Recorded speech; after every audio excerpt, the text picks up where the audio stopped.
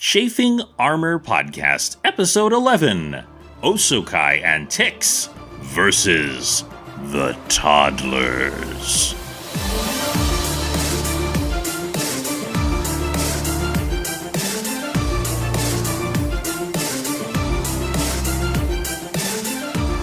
Welcome back to the Chafing Armor Podcast. I'm your host and highly caffeinated Dungeon Master, Michael Corley. With me tonight is Osokai. Osokai, tell me your human avatar. I guess Liam, and I play Osokai, the Shifter Ranger. Excellent. We know who you really are. We know you're really Osokai. And Ticks. Ticks, tell us the humanoid meat puppet that animates you. My meat puppet is Dare, and he is on Twitter at Dare Imagine. Fantastic. And I also recommend you follow Dare Imagine on Instagram as well. He's got some good posts on there. So, we are doing a special two-handed. By the way, I just want to clarify to the audience real quick. In the beginning, we did have some members missing because of technical issues, but we are actually doing this on purpose. We want to do some ones and twos episodes because it's really fun when you're able to focus in on a couple of characters. So, we open with Ticks and Osokai. This is about 24 hours after your lovely encounter with the underdepths beneath the inn. Both of you are now in the inn of the last dragon. Its inhabitants have all been killed by the dark forces that inhabited the innkeeper. And you are all surrounded by children. You are surrounded by both the 5 surviving drow who have survived the horrible experience from the Underdark, as well as the one just absolutely adorable moppet head dwarf. The dwarf child are still here. That father, the mother, and the dwarf child are here as well. We're going to get back to them in a little while, but right now I want to focus on these 5 children. I would like to ask, first of all, Ticks, what is something that you would be doing to help? I will be whittling a couple of plain toys, either a little boat or some stick dolls, as I come from a group of people, the gnomes, and my father was a woodworker.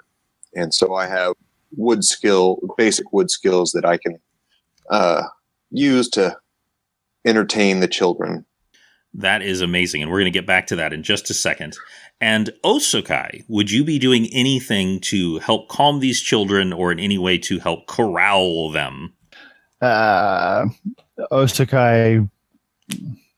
as I've said before, Osokai has a sort of a soft spot for children, so anyone that would be listening, he would be possibly sitting in an area telling stories of the wilds and his epic deeds of hunting down great beasts and taming them or using them for food or even just for the thrill of the hunt and then letting them go.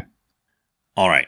So I want to let you both know something. You are both gods to these 5 drow children. And here's why. They've grown up in the Underdark. Now, first of all, you also, both of you, helped save their lives, and they are very aware of that, especially Osokai.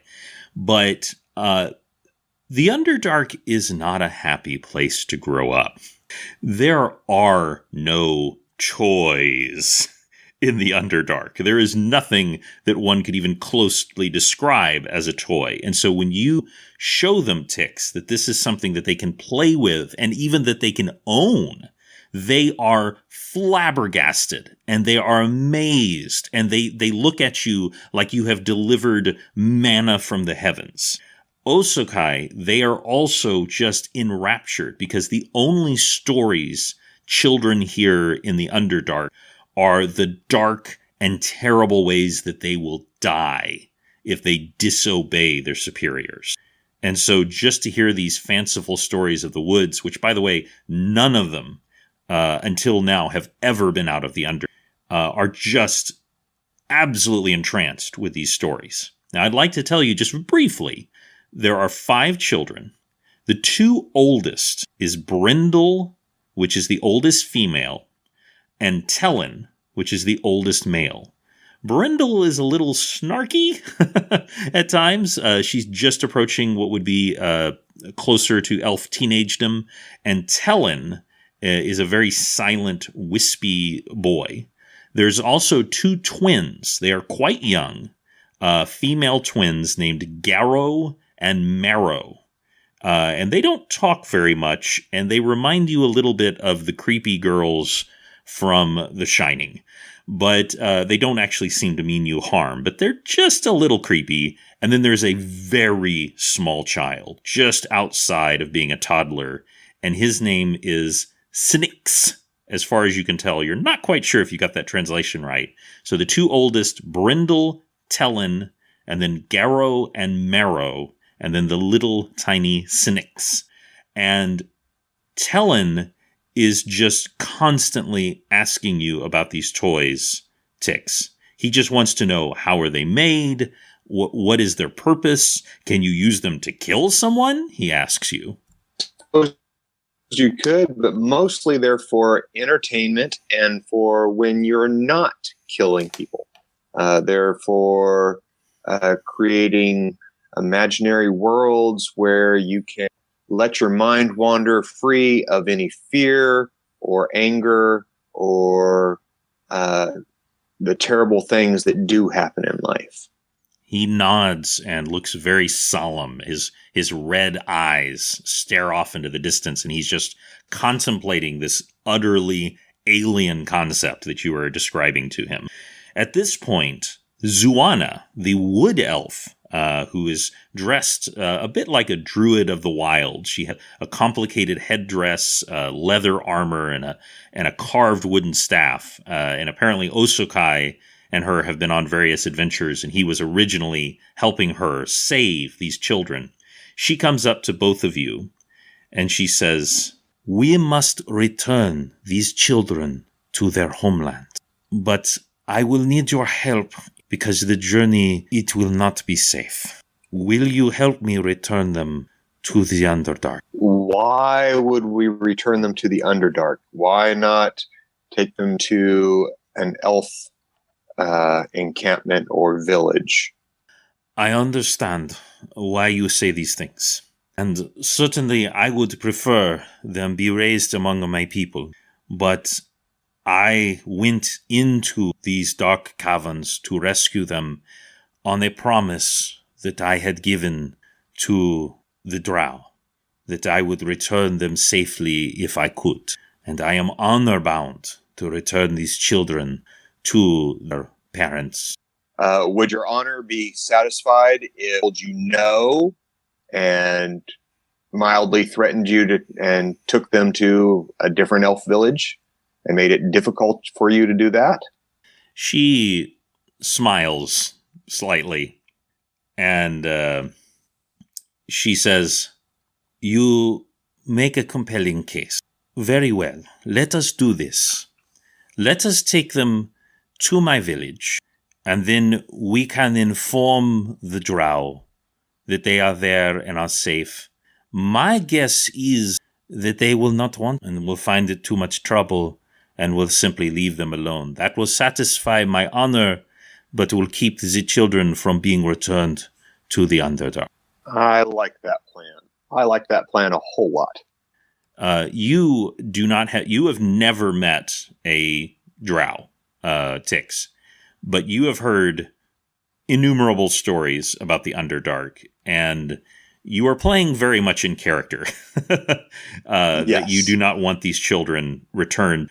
The fame of the slaver raiding parties of the Drows, of them coming and taking both gnomes and dwarves, are very well known. She says, "Very well. Then let us make preparations. If you two would help escort me, we will return them to my village, and perhaps in the woods at night they will be able to thrive where they could not in the... She turns to you, Osokai, and she says, "Can I count on you, my bear, to keep us safe?" Uzukai looks at Zuana with a what can kind of be considered a cocked eyebrow, given that Uzukai has seen Zuana for who she really is. I'm not aware if the others know. I'm guessing not.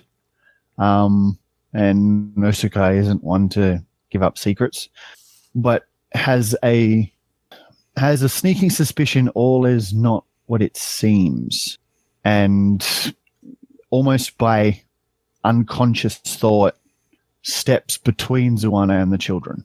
She frowns slightly, and Cynics, the smallest child, walks up and takes your hand and looks up at you and says, "Go? With you?" Osokai, I reach down and place the small toddler on my shoulders and ruffle his small head of hair a little bit and simply continue to stare down at Zuana. She gives you a piercing stare, and she says, "We will take them." Tix notices that there's a little bit of tension and something's going on, and looks at Osokai sideways. I want to attempt sense motive with Zuana. I'm, like I said, I know who she is, and this really feels off to me. All right, give me a roll and give me any bonuses. Let me know the total. Alrighty. Sense motive can be used untrained. So that is a 14. No, 15. So with a 15, you definitely can tell that she is hiding. At least something, maybe some things. You do sense that she does have the well-being of the children in her motives. That she genuinely is trying to do right by the children. Now, what you can't tell is exactly what that means, what that ultimately will mean. But you really sense that she does want to help these. All right. I will give a curt nod to Tix, and I will attempt to rally the eldest children, as the twins will likely follow them, giving a particularly snarky response to the eldest girl, and see where we go from there. She gives you a piercing gaze, and she mutters something in Drow, which no one here apparently speaks, but she then says in Common, "Very well." But she's a little snippy with you. So you all get ready to set off, and you kind of rest and take it easy for the day. By the way, both Penton and Morezi have left. They left brief word, but we'll get to that at another time. So they are not with you. So you are setting off at dusk. For obvious reasons, you do not want to travel in the day with 5 drow children. Just to cut in, have we rested enough to recoup from the wounds that we got in the last joint session? Thank you for clarifying that. Yes, everyone has completely healed, both from resting and also from the miraculous prayers of one Tix. So you have set off in dusk, and she is leading you forwards, and she turns to both of you and asks, "Should we go by the trail?" Head through the forest. Do you know the way well enough to take us there without problems? I know the way either way, but Obviously, both have their own perils. The trails is more likely to have bandits and unsavory characters, but as you know, as we all know, there are inherent dangers in the. But I dare say, and she turns and gives a glance at Osokai. Osokai slightly bares his teeth in what could be interpreted as a grin, maybe. I'd also like to roll a knowledge nature check just to ensure that I know, or at least attempt to find out what the general nature of the woods might be, whether or not there are any large predators, any signs of anything that may make our journey through the forest more difficult. Go ahead and roll that for me and let me know what you get. Alrighty. Oh, that's a 20. Plus 2, so 22. So no, sorry, that was the wrong one. 6, so 26. The 26, with both a natural 20 and a 26. So what I'm saying is that you have actually not just have knowledge of this forest, but you have lived in this portion of the forest for the better part of a year during a part of your life when you wandered through the. This is a part of the forest that eases up to the hills and eventually the mountains, which is where those subterranean layers that y'all had gone into. The woods themselves are primarily pine forest with some other trees mixed in. You do know that there are creatures in the woods that one may encounter. There were reports of a dire werebear in these woods, though you have never encountered it yourself. But there are stories of one. There are also stories of giant spiders that will sometimes inhabit areas of the. So those are both things that you would want to let people know to be aware of. And that's the extent of your knowledge of this woods. That other than that, there's fresh game, there's berries and roots and things to eat, though y'all have brought provisions with. All right, so I will let Tix and Zuana know about my knowledge of the area. I would assume that Zuana would know slightly the same sort of information since she's been through here before, but Tix may not know that information. So to be aware of possible ambush by spider, although we do have drow children and Lolth is not enamored with drow, but spiders are not likely to go after drow because their queen and their drow people have a pact, I would guess. So the only thing we really need to watch out for is the werebear and anything else that may surprise us in the forest. And Zuana looks at you. She is clearly very impressed with your succinct report. And the children, who are, as they say, little pitchers have big ears. They hear everything you say. A quick question to Tix, actually. Tix, if you could look at your character sheet. How tall are you? I am only 3'7", so the children are all a little bit taller than I am. Yes, with the single exception of Cynics. And by the way, that's exactly what I wanted to ask, is Cynics comes up to you now and demands a piggyback ride. Well, I suppose for a little while I can oblige. I'm not super strong like our certain furry friend, but I can carry somebody a little bit smaller than myself. You get the impression that the other children even, would never ask for anything. Obviously, they wouldn't ask for a piggyback ride, but they would just simply wouldn't ask for anything like that. But Cynics is young enough that they hasn't been beaten out of them yet. Exactly. Yeah, that was where I was going, and you put it succinctly. So Cynics does not yet know to not ask for things like that. And so is just having the time of their life. And I apologize if I misidentified the gender of this. Did I say it was a girl? No, I don't think you said at all. Young Okay. Cynics, I believe, was a toddler boy. Okay, boy, I wrote down everyone else's, but I didn't write. So Cynics is a little boy and is just having the time of his life on top of your head, and just is loving your armor. As we remember, tell me again, what exact armor is Tix wearing? I'm wearing studded leather. So it is nicely crafted, has metal studs over and around the shoulders and chest and belly and thighs to ward off certain glancing blows, as well as nice thick leather that's been treated. Gotcha. And Sinix is just fascinated by the studs in the leather, just like unceasingly, like running his little hands, his chubby little hands over the studs over and over again. Is just utterly fascinated by it.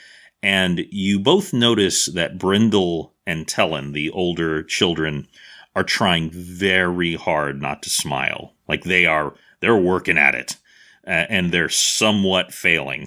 They're starting to smile at the antics of little Sinix, and that's when you realize that Garrow and already, yeah, y'all have been walking for about 2 hours, and the only thing that both of you are absolutely sure of is that they haven't been gone long, but they are both missing. All right, we don't want to make too much more noise. This being a forest, noises tend to attract things. It's 2 hours, so I'm guessing we're about an hour after sunset, possibly. We left at dusk, so about an hour after sunset. So it's probably pretty dark. I would make the suggestion that we set a campfire that will keep away some of the more, or hopefully keep away some of the smaller animals that don't like fire. And I would like to go out and search for Marrow and Garrow. And Tix, are you going to come with him? Yes, after we get the campfire set up and have their nanny watch over them. That is exactly, and Zuana is, of course, very upset, but she absolutely agrees with you that someone needs to stay here to defend the other three children. So she's going to stand guard over Brindle, Tellin, and Sinix. And so I would like you to make a tracking roll. You certainly are both welcome to do that if it's relevant, but I imagine Osokai is probably going to have a little advantage in that. Can I use spot? You absolutely can. I have a 7 on that. 20. Ha! And how about you, Osokai? I get track as a bonus feat. Okay, so track, you can follow the trails of creatures and characters across most types of terrain. To find tracks or follow them for 1 mile requires a successful survival check. You must make another survival check every time the tracks become difficult to follow, such as when other tracks cross them or when the tracks backtrack and diverge. You move at half your normal speed or at your normal speed with a -5 penalty on the check, or up to twice your normal speed with a -20 on the check. The difficulty depends on the surface and prevailing conditions. Very soft ground gives me a survival DC check of 5. Soft ground is 10. Firm ground 15, hard ground 20. They would be classed as small creatures at this point. Yes. So that's a +1 to it. The ground would be soft. Yes, this will be considered soft. And so really what it's up to you is how fast you... Okay, so I need to beat 12 at half speed. All right, here we go. Let's check what I've got for survival. Yes, I have +4 to survival, so I need to have an 8 or better. Exactly 8. So nailed it. So you almost lose the tracks in the night, but you find something. You find a small wooden horse that was carved by none other than Tix, and that turns you in the right direction. And Tix, with your natural 20, he is so focused on these tracks, he actually doesn't notice something that you notice. And those are several long, thick strands Osakai, it seems that either Lolth has taken an interest in the Drow children, or Lolth is upset with the Drow children. There's spiders ahead. Now, both of you know that there could be spiders here, because obviously he told you. Now, just so you know, Osakai, as far as you know, these spiders are simply, natural inhabitants of these woods.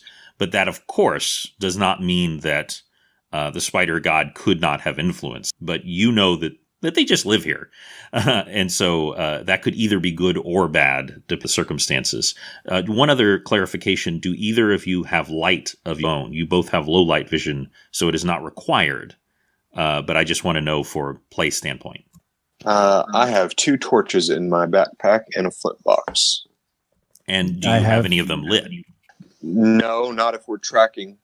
Don't want to attract any attention while we're moving silently through the forest, as silently as possible. Gotcha. And you don't have to. So that's an advantage that both of you have because of the nature of your physiology, and probably a good idea if you're trying to track something at night to not have a light out to announce your presence. I will say that Osakai readies a torch in his one of his belt loops and keeps a flint and steel fairly handy in one of the pouches, as despite we need fairly low light not to attract any attention, if we do have any attention from spiders aren't known to like fire, so it might be handy to have it ready to do as a standard action to light the torch to give us some breathing room if we do encounter some spiders that are not influenced by their god. Gotcha. And I don't even need to make you roll for that. Just be who you are. You know that some spiders don't care for fire. You also know that fire can be useful in burning through their webbing. As y'all approach forward, you both begin to hear chanting in Drow. Well, fine kettle of fish. Can I tell which direction it's coming from? You most certainly can. It's coming from directly in front of you. And now that you're looking for them as well, you can see more strands of webbing, just throughout the trees here nearby, but not like an actual web. Straight ahead of you, you can hear the chanting. And I'm sorry, Tix, what were you going to say? Just which direction it was going to be in. So that's fine. Gotcha. And Tix, I would like you to make a religion check if you don't mind. Okay. I have +6 on my religion. And so I get a 13. And with a 13, first of all, you don't speak Drow, so you can't tell what this is exactly. But based on your knowledge of religion, you sense that this is a prayer of supplication, a prayer of asking. Does it sound like the children are asking, or does it sound like somebody else is asking? Is it adult voices or children's voices? With y'all's various roles from earlier, it is very possible that it is the children's voices, but you cannot tell both because you're in the forest at night and because these voices are somewhat affected. But it is not like, say, a deep voice. So it absolutely could be the children. All right. Osakai's hackles are raised, so he is going to attempt to melt into the forest with hiding and move silently to try to approach the sound of the chanting, as this doesn't feel right. These two were very spooky to begin with, but they are ultimately still children. Gotcha. So and as he melts into the woods, I will give him a count of 20. And then I will start marching, not loudly, but not concealing myself towards the sound of the chanting. Excellent. So let's assume that happens. Go ahead and roll Osakai for your stealth roll. Okay, so I got a 18 total on my hide check. And for move silently, I got a 17 total. Excellent. So you both make gestures at each other to indicate what you want, and you're both able to communicate. I'm going to go first, then I'm going to come after. And then Osokai turns and Tix, it just looks like he becomes the forest. He just melts into the grass and the trees and the plants, and he is gone. And there's not even the movement of the plants behind him. It's a little spooky. He's just gone. And so you start your slow count to 20. And Osokai, you make your way forward.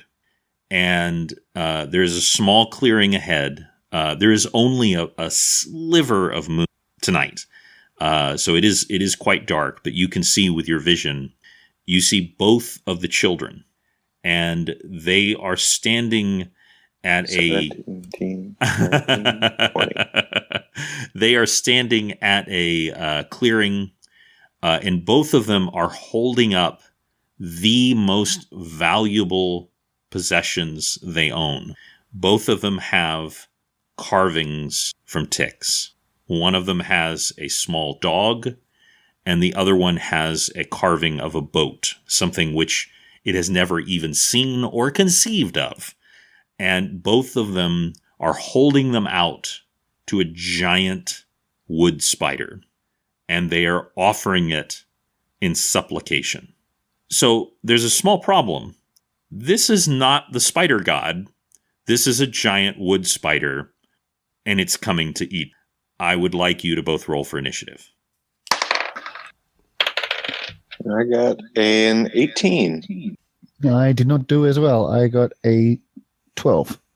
Well, because the ongoing saga of the DM's dice hate him, I got a 3. So, Tix, you both are able to act, because as you were quite right doing, you were counting and coming right after. You came into the woods just as you saw this spider descending toward twins. I will go at it with my battle axe and my shield ready and take a swing at it. All right, roll for that. And I get a 16. That is going to hit. Roll for damage. Off the table. 6.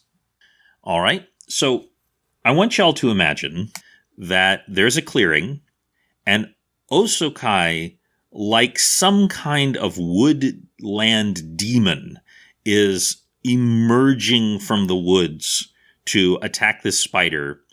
And then you just hear, "Ah!" And this 3.5 foot tall gnome just comes stubby legging across the woods with an axe out and just buries it in the spider's abdomen, and it shrieks. Its mandibles go wild, and it just totally freaks out. And now it is completely paying attention to you instead of the children.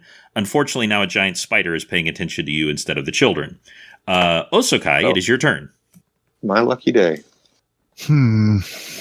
Osokai is going to attempt something different.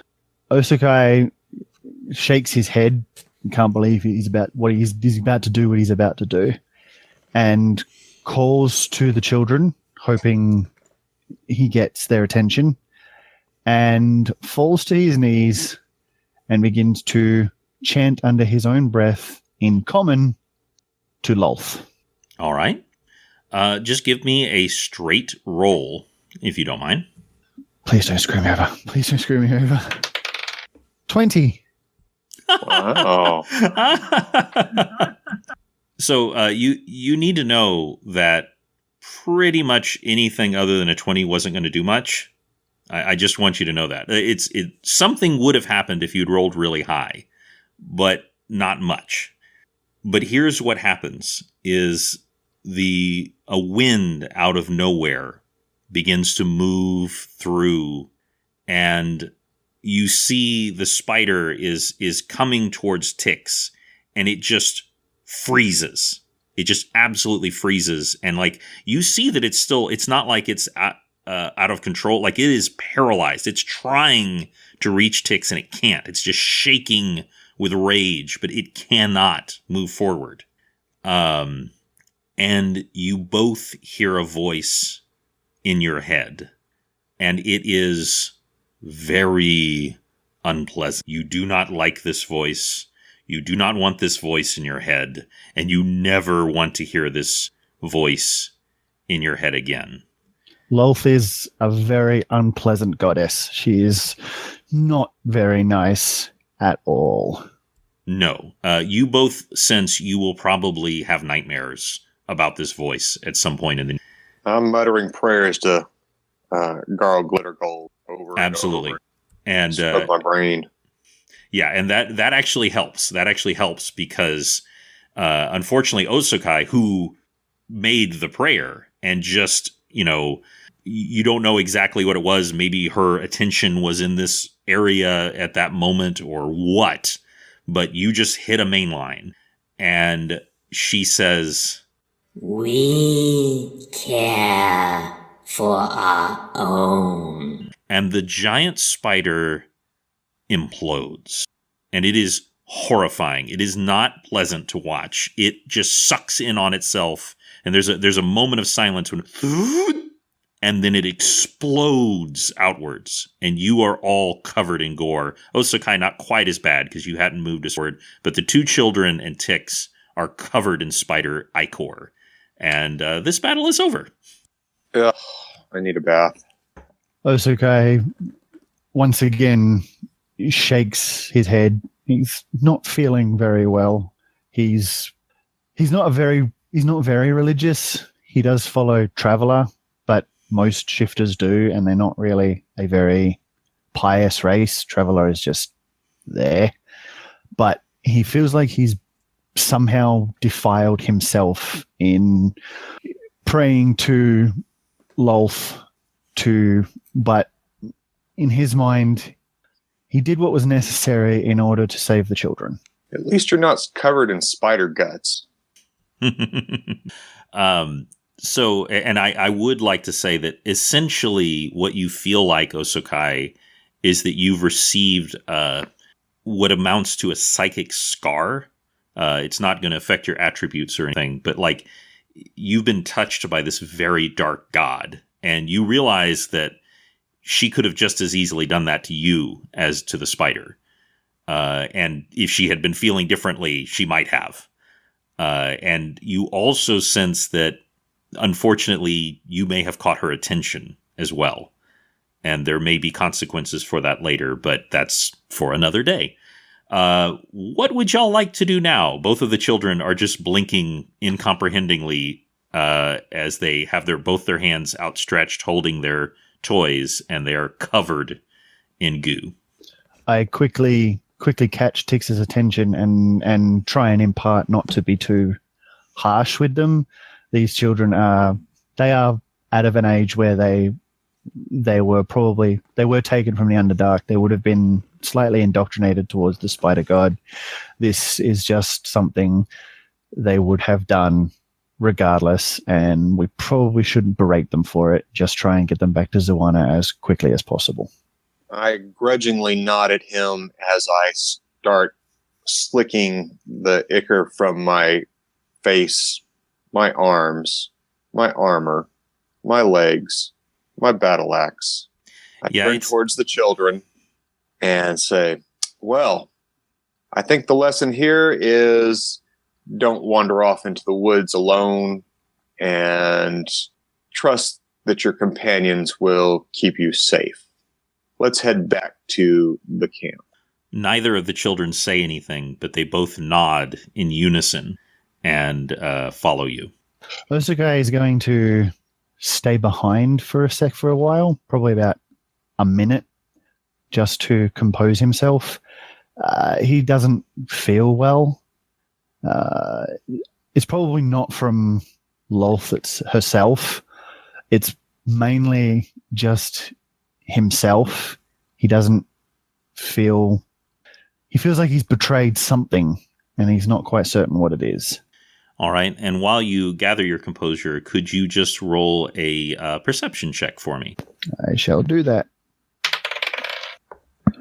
16. You needed a 15 or higher. So you stop and compose yourself. and you kind of reach out a hand to steady yourself. You're literally not steady on your feet. And you realize you're touching a bit of webbing, and then you realize that under the webbing is a skull. And as you back up slightly, preparing yourself for something, you realize that there are actually several bodies that have been put up in the webbing. And it looks like some of them have some valuables on them. You are at all interested? I'm going to leave them. I think that's very in your character. I will tell you there were not great and powerful riches for you there, but there were some things. But that also would have required you to cut them out of these spider webbings. So I think that's very in character with Osokoro right now to go, nope, just head back, and y'all head back. Absolutely. So when you get back, you find Tix and Garrow and Mero cleaning themselves off as best they can. Zuana is stern, but she's not actually like berating them. She's just very stern and repeating what y'all had said, that, do not wander off, that will lead to your death. But she doesn't actually strike them or yell at them or anything like that. And they decide that, the best course of action now would probably be to find somewhere for shelter for the children so that they can sleep through the day, and then make a very early start. Is there anything that how would y'all like to protect these children from the daylight in the coming hours? Osakai has a tent in his backpack and a winter blanket that he can sling over the top to cut out most of the sunlight that may filter through the trees. Gotcha. I have a similar setup from my pack, just regular blanket and a 2-person tent. And okay. So I figure 3 children can fit in there, and I'll sleep on the outside. Well, that I was going to say, if for some reason Tix you wanted to, Tix would fit with between 2 tents. Osokai will not. And Zuana says that she's going to stay in the tent with the 3 youngest children, and that Brindle and Helen will stay in the other tent. And that if y'all don't mind, y'all can keep guard outside during the day. Is that acceptable to everyone? Yeah. I'll take first watch. All right. Osakai is going to, since his knowledge of the forest, going to try and find the nearest water source, whether that be a creek or whatever, just to. He's still a little shaken, and also probably still wants to get rid of some of this goo since he hasn't done so as of yet. Gotcha. So you are able to go and you're able to wash there. I'm not going to make you roll for that. There's a stream nearby. And the day actually goes without problem, and just as soon as the light is beginning to fade. I mean, you can even see that the children are somewhat uncomfortable in the amount of light that there still is when Zuana demands that y'all start off. But she seems very concerned that y'all haven't made enough time, because, of course, this was very cut short, your first day. And she really wants to get going. And, of course, within, a half hour or so, the sun will be completely it's already set, but, will be completely out of sight. And she says that the children they will be fine if they simply and you are making your way forward, and that's when something is coming out of the woods. And that ends Chafing Armor episode 11. We're going to pick this up next time. Thank you very much for joining us, Lee. Not a problem. Dare, thank you very much for coming as well. The meat bag is happy to be here. And you all have a wonderful day.